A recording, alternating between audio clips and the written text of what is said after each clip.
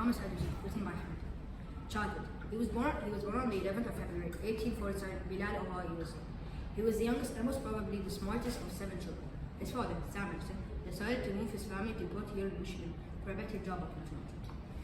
When his parents enrolled him into an education at the school, he was a poor student and his teachers thought he had a learning disability, which means he has a problem to learn, which got him bullied a lot. When his mother found out her son was being bullied, she decided that he would be homeschooled, which introduced him to science and mathematics. When he was 12, he started to sell newspapers along other things to make more money for experience. He was so interested into experimenting that with all the money he had, he would buy chemicals. He was mostly deaf as a kid. Jobs through the years. 15 years old, telegraph.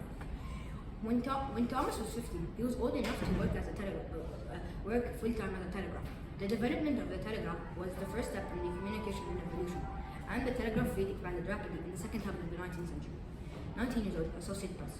When Thomas turned 19 in 1866, he became an Associate Press in a company called Western United. He requested to take night shifts in order to spend time to do 2 of his most favorite things, reading and experimenting. He was one of the most supportive of his job. 22 years old, inventor.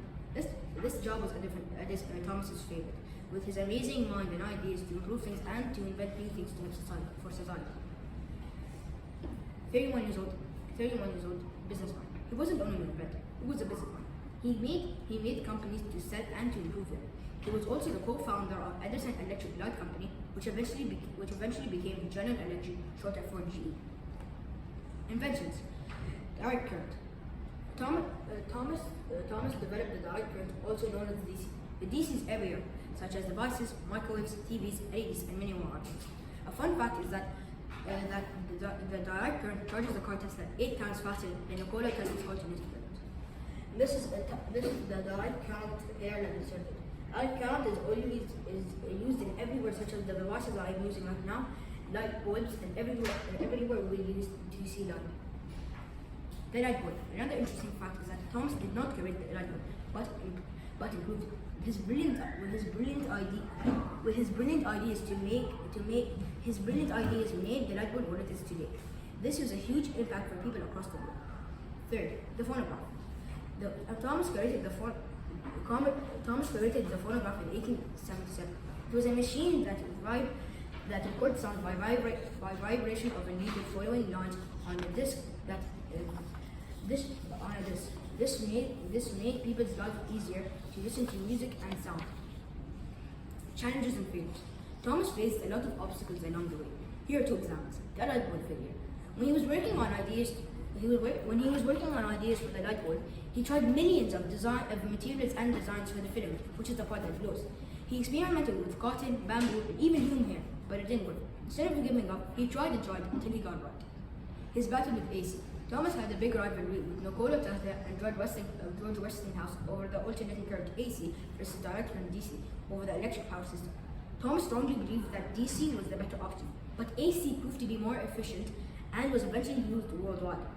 Thomas thought that DC lost the war of the currents, which was a huge failure for him personally and professionally. He spent hours to make the DC better, and after attempts, it became levels of the AC. Collaborations of inventors. Thomas had to create the idea of a research laboratory where scientists and inventors could work together to develop ideas.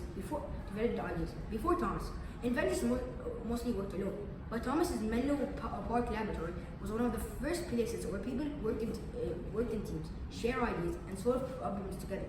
This setup became the model for modern research labs we see today, like tech companies or universities. His death. Thomas Alva Edison died on the 18th of October 1931 in his house in New Jersey. His death marked the end of an inventor with amazing ideas to change the present and the past in science, math, business, and technology. Even after his death, his legacy and teaching still admires kids and inventors in the present and most possibly the future. The end.